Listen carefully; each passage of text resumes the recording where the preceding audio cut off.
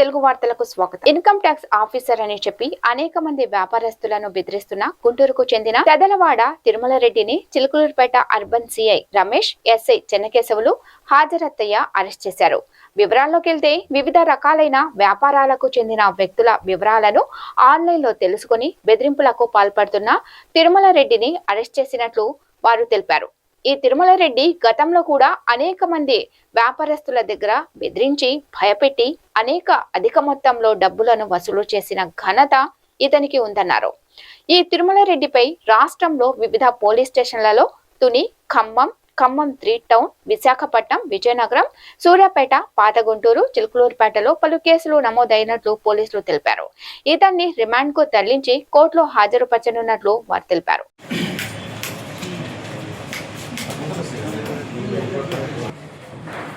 Media మిత్రులందరికీ good evening. ఈరోజు ఉదయం 11 గంటల సమయంలో చదలవాడ తిరుమల రెడ్డి సన్ ఆఫ్ శ్రీనివాసరెడ్డి, వయసు 29 సంవత్సరములు ఉంటుంది, గుంటూరు ఆర్టీసీ కాలనీలో నివసిస్తున్నాడు. ఈయన్ని మన ఏఎంజీ చెక్ పోస్ట్ దగ్గర అరెస్ట్ చేయడం జరిగింది. ఇందులో విషయం ఏంటంటే, ఈ చదలవాడ తిరుమల రెడ్డి సన్ ఆఫ్ శ్రీనివాసరెడ్డి అనే వ్యక్తి ఒక హ్యాబిట్యువల్ అఫెండర్. ఇతను ఒక అలవాటు పడిన నేరస్తుడు. ఇతని యొక్క నేరం ఎంఓ ఏంటంటే, ఈయన గూగుల్ ద్వారా బాగా పేరు మోసిన వ్యాపారాల యొక్క సమాచారాన్ని తీసుకొని ఆ వ్యాపారాన్ని గూగుల్లో టైప్ చేసి వ్యాపారస్తుల వివరాలని గూగుల్ ద్వారా కనుక్కున్న తర్వాత అందులో వ్యాపారస్తుల నెంబర్లన్నింటికి కూడా ఫోన్ చేస్తాడు. ఫోన్ చేసి, నేను ఇన్కమ్ ట్యాక్స్ అధికారిని, మీ యొక్క ఆఫీస్ మీద రేపు ఇన్కమ్ ట్యాక్స్ రైడ్కి వస్తున్నాము, మీరు ఫైల్స్ అన్నీ కూడా సరిగ్గా పెట్టుకోండి, ఫైల్స్ కానీ సరిగ్గా లేనట్లయితే మాత్రం మీ యొక్క వ్యాపార సంస్థలన్నింటినీ మూసివేసి మీ రికార్డ్స్ అన్నింటినీ సీజ్ చేయడం జరుగుతుంది, మీకు తగు జరిమానా కూడా భారీగా విధించడం జరుగుతుంది, అట్లా కానీ అట్లా మీరు మాకు కొంత మొత్తం పే చేయాల్సి వస్తుందని చెప్పేసి బ్లాక్మెయిలింగ్ ద్వారంలో ఒక ఇన్కమ్ ట్యాక్స్ అధికారిలాగా ఇంపర్సనేట్ చేసి మాట్లాడతాడు. అదే క్రమంలో ఇలా మాట్లాడి గతంలో ఇతను సుమారు 8 పోలీస్ స్టేషన్ల పరిధిలో 8 నేరాల్లో పాల్గొన్నాడు. ఇదే టైప్ ఆఫ్ నేరాలన్నీ కూడా ఇన్కమ్ ట్యాక్స్ అధికారిని పరిచయం చేసుకుంటూ గోల్డ్ షాప్ వాళ్ళకి ఫోన్ చేశాడు. అలాగే డిఫరెంట్ బిజినెస్ పీపుల్ అందరికీ కూడా ఇట్లా ఫోన్ చేశాడు. దీంట్లో తుని టౌన్ పిఎస్లో 2017లో చిలుకలూరుపేట పట్టణంలోని పోలిరెడ్డిపాలెం గ్రామంలో నుండి జాతీయ రహదారి మీదుగా పసుమర్రు గ్రామం వరకు నూతనంగా నిర్మించిన వాడరేవు నగరికల్లు బైపాస్ రోడ్డులో పసుపుమర్రు నుండి ఇంజనంపాడుకు వెళ్లే మార్గంలో అండర్ ప్యాసేజ్ నిర్మాణం చేయాలని, రోడ్డు ప్రమాదాలు జరగకుండా అవసరమైన మేరకు డిజైన్లు మార్పులు చేర్పులు చేయాలని సామాజికవేత్త మాదాసు భానుప్రసాద్ అధికారులను కోరారు. అంతేకాకుండా సూచిక బోర్డులను తక్షణమే ఏర్పాటు చేయాలని ప్రముఖ సామాజికవేత్త మాదాసు భానుప్రసాద్ అన్నారు. ఈరోజు పసుమర్రు ఇంజనంపాడు గ్రామ ప్రజలతో కలిసి ఇటీవల రోడ్డు ప్రమాదంలో 2 మహిళలు చనిపోయిన ప్రాంతాన్ని పరిశీలించారు.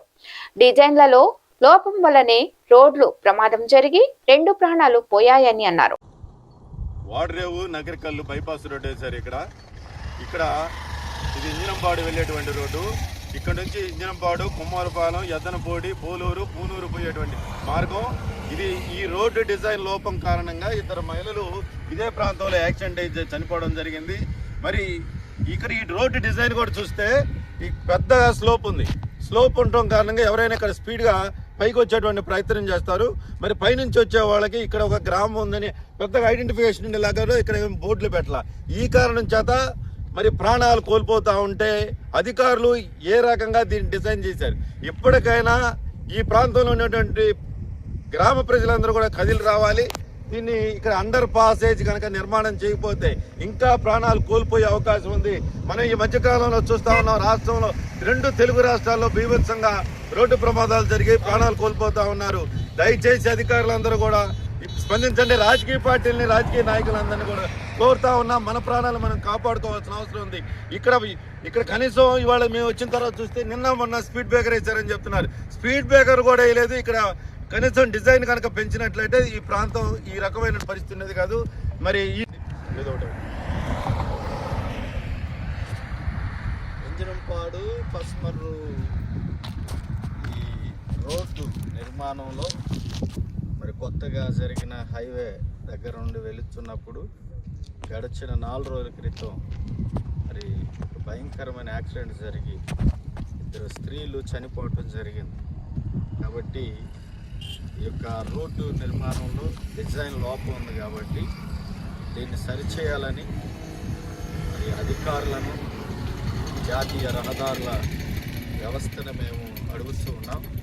అందరూ కూడా స్పందించి, ఎందుకంటే ఒక ప్రాణం ఎంతో విలువైంది, ఆ కుటుంబానికి వాళ్ళు ఎంతో విలువైన వారు కాబట్టి ఈ రోడ్డు నిర్మాణంలో ఉన్న లోపాలను గుర్తించి సరిచేయాలని, అవసరమైతే ఆ యొక్క అండర్వే ఏమంటారు దాన్ని, అండర్ పాస్ మరి ప్రజల ప్రాణాలను కాపాడాలని మరి ఇంజనంపాడు లూథరన్ చర్చి పాస్టర్ గారిగా ప్రేమతో అధికారులకు, నాయకులకు తెలియజేస్తుంది. మంచిది. ఇంజనంపాడు నుంచి పసుమర్రు వెళ్ళే బజార్లో కొత్త వేసినటువంటి బైపాస్ కావాలని ఎందుకంటే కొత్తగా వేసిన బైపాస్ హైవే మీద వెహికల్స్ స్పీడ్గా వస్తాయి కాబట్టి ఇక్కడి నుంచి వెళ్ళే వాళ్ళకి చాలా ఇబ్బందిగా ఉంటుంది. కారణంగా ఇక్కడ 2 మృత్యువార్తలు జరిగినాయి గత 3 రోజుల్లో. ఇట్లా ప్రాణాలు కోల్పోకుండా ప్రజలు కాపాడవలసిందిగా గవర్నమెంట్ వారిని కోరుతున్నాం.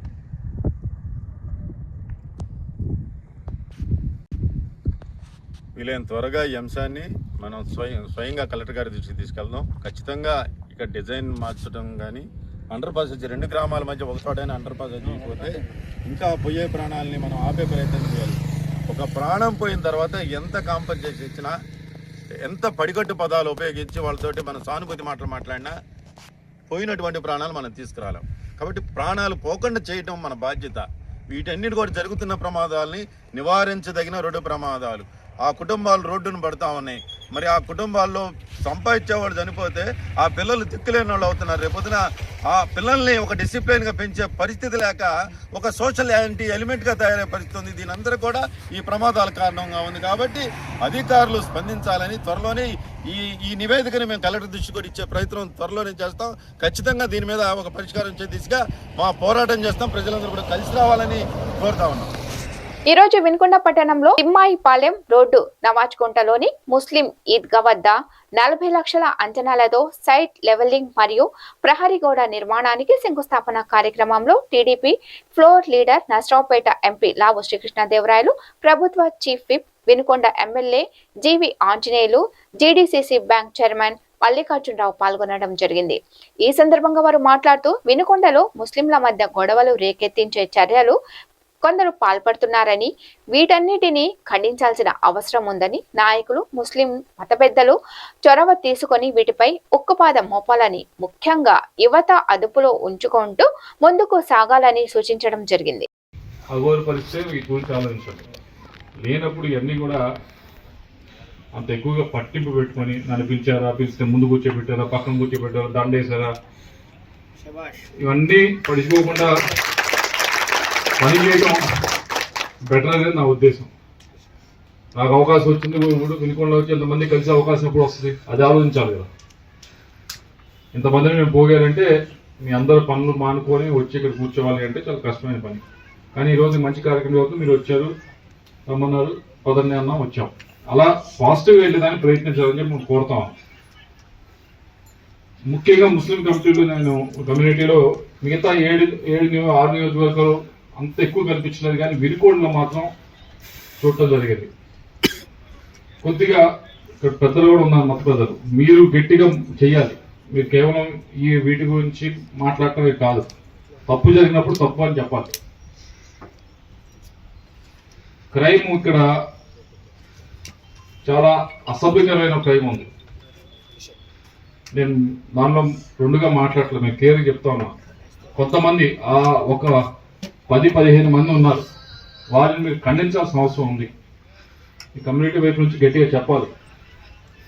ఇదంతా గట్టిగా అడుగుతా ఉన్నారు, మాకు కాంపౌండ్ వాళ్ళు కావాలి, ఇంకోటి కావాలని.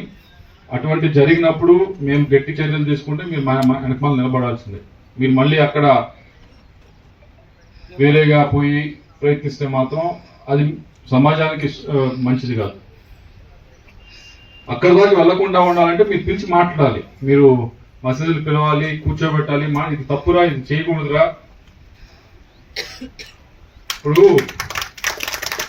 మీకు తెలుసు ఎవరెవరు ఏమేమి సరఫరా చేస్తున్నారో మీకు క్లియర్గా తెలుసు. మీకు పేరుతో సహా తెలుసు. ఎందుకు మీరు మాట్లాడు వాళ్ళతో?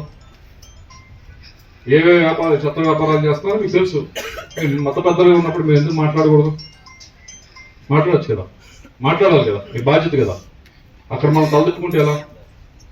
మాట్లాడటానికి ప్రయత్నించారా? చెయ్యాలి కదా.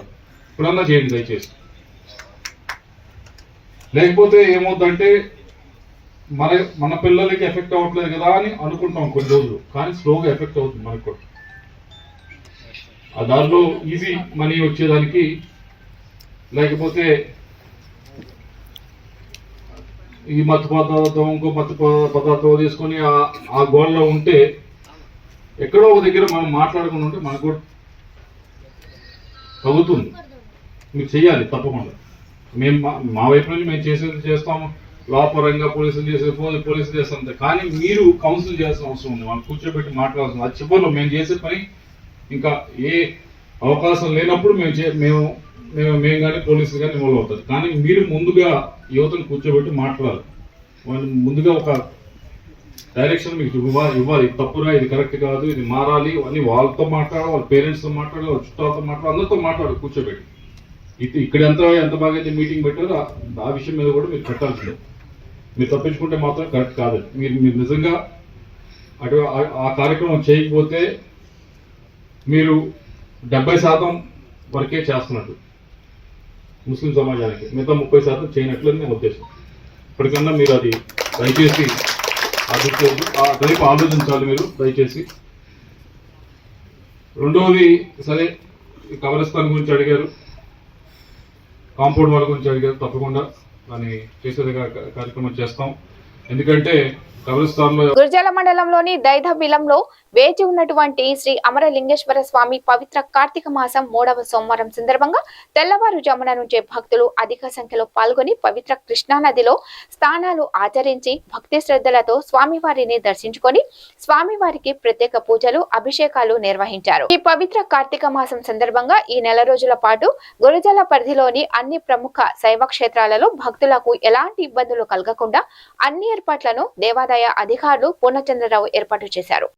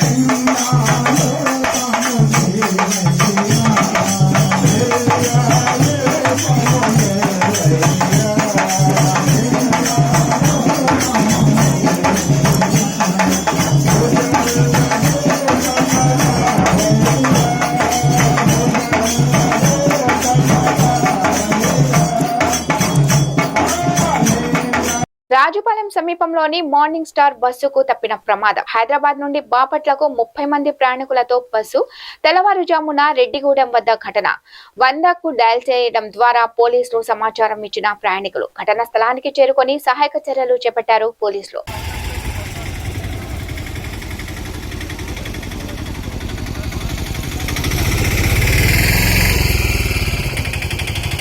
ఆగమ్మా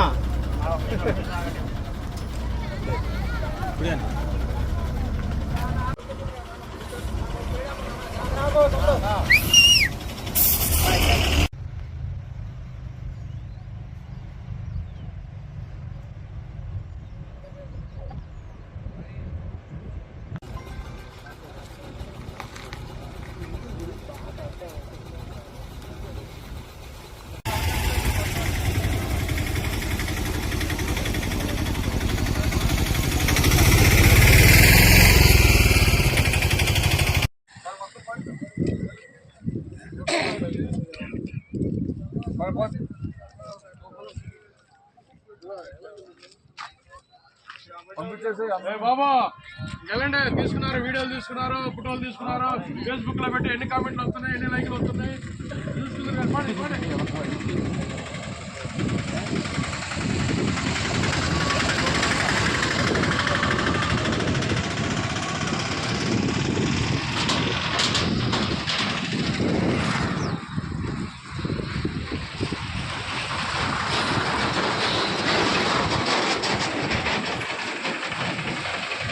పల్నాడు జిల్లా దాచేపల్లి మండలం శ్రీనగర్ సాగర్ సిమెంట్ ఫ్యాక్టరీ వద్ద చెన్నై నుంచి హైదరాబాద్ వెళ్తున్న కారు అదుపు తప్పి బోల్తా పడింది. ప్రమాదంలో 3కి తీవ్రంగా గాయాలయ్యాయి. నిద్రమత్తులో ఓవర్ స్పీడ్ కారణంగా కారు నియంత్రణ కోల్పోయినట్లు తెలుస్తుంది. క్షతగాత్రులను పోలీసులు గుర్జల ప్రభుత్వాసుపత్రికి తరలించారు. ఈ ఘటనపై మరింత సమాచారం తెలియాల్సి ఉంది.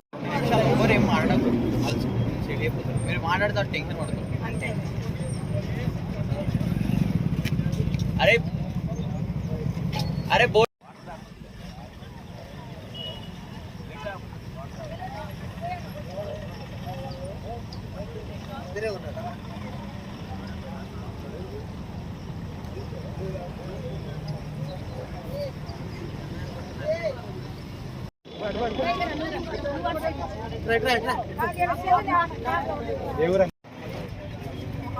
अरे बोटे बोटे लेशी वैसा తీసుకొని కరా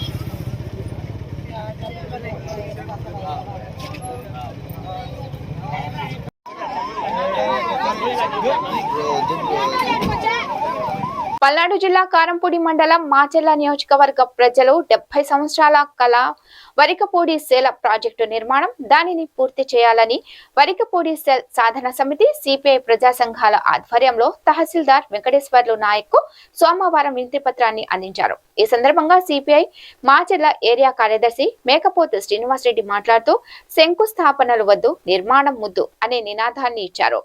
పాలకులు మారినా వెల్దుర్తి మండల ప్రజల గొంతు తడవడం లేదన్నారు. త్రాగు సాగునీటి కోసం ఆ ప్రాంత ప్రజలు అల్లాడుతున్నారని అన్నారు.